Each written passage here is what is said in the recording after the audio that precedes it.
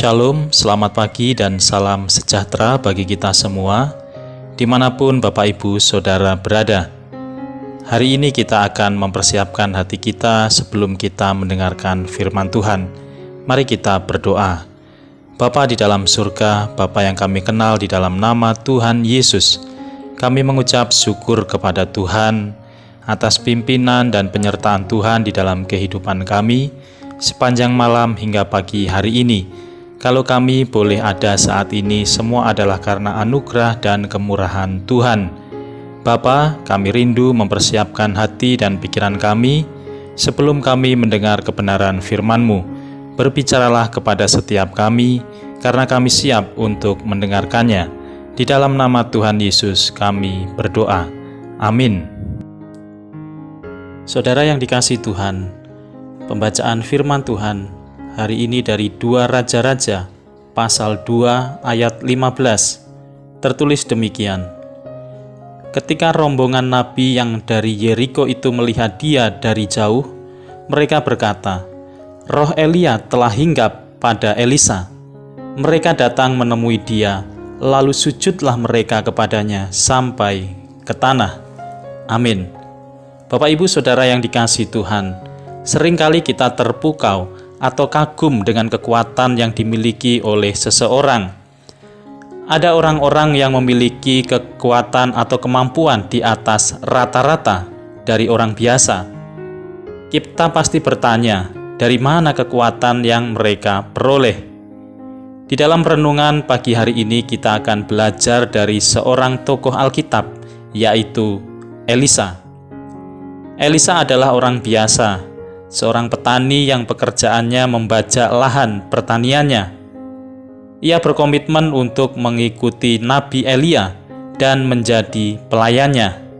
Sampai pada akhirnya Tuhan menetapkan Elisa untuk menjadi penerus pelayanan Nabi Elia setelah Nabi Elia diangkat oleh Tuhan naik ke surga. Dari seorang Elisa, kita bisa belajar bahwa Allah yang menetapkan dan menyertai orang-orang yang dipilihnya. Nabi Elisa diteguhkan, dipilih, dan ditetapkan oleh Allah untuk meneruskan tugas kenabian dari Elia. Bahkan sebelum Elia naik ke surga, Elia bertanya kepada Elisa apa yang dia inginkan. Lalu Elisa meminta 2 bagian dari roh Elia, dan apa yang diminta Elisa ini pada akhirnya benar-benar terjadi dalam kehidupannya. Dengan kuasa yang diberikan oleh Allah, maka Elisa dapat melakukan perkara-perkara yang ajaib, bahkan lebih daripada apa yang sudah dilakukan oleh Nabi Elia. Yang pertama, Elisa melakukan mujizat, yaitu ketika dia membelah sungai Yordan dengan memakai jubah Elia. Dengan kuasa yang diberikan oleh Allah, Elisa dapat membelah sungai Yordan dan Elisa dapat berjalan di tempat yang kering.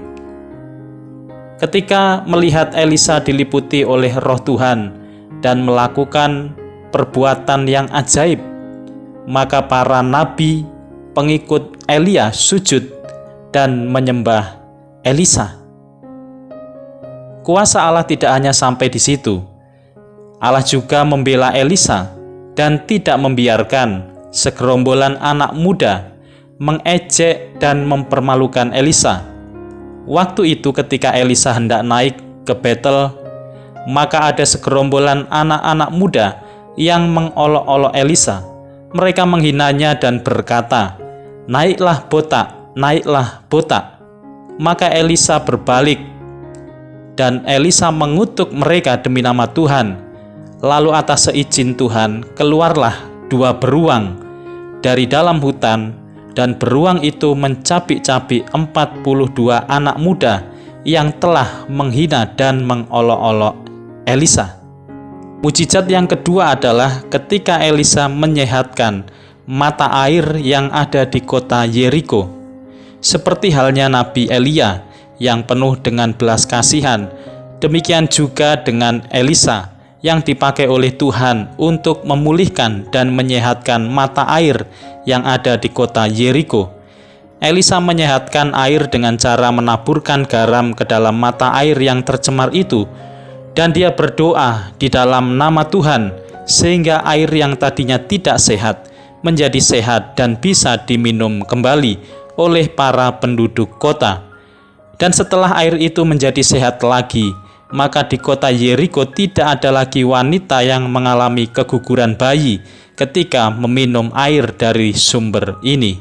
Saudara yang dikasihi Tuhan Yesus, seperti halnya Nabi Elia dan Elisa yang dipilih oleh Tuhan dan diberi kuasa dari tempat yang maha tinggi, demikian juga kita percaya bahwa setiap orang yang percaya kepada Allah, mereka juga diteguhkan dan dimeteraikan dalam kuasa Roh Kudus, sehingga kita dapat melakukan perkara-perkara besar di dalam kehidupan kita selama di dunia ini, karena Tuhan sendiri yang memberi kuasa ilahi atas kehidupan kita.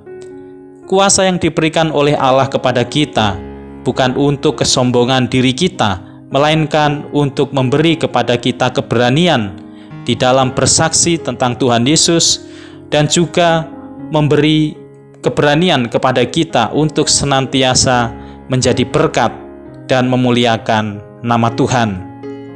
Jangan takut ketika di dalam dunia ini kita diperlakukan dengan tidak adil. Tidak ada yang membela kita, atau mungkin kita dihina, diremehkan orang, bahkan difitnah dan tidak dihargai. Percayalah bahwa Tuhan adalah pembela kita.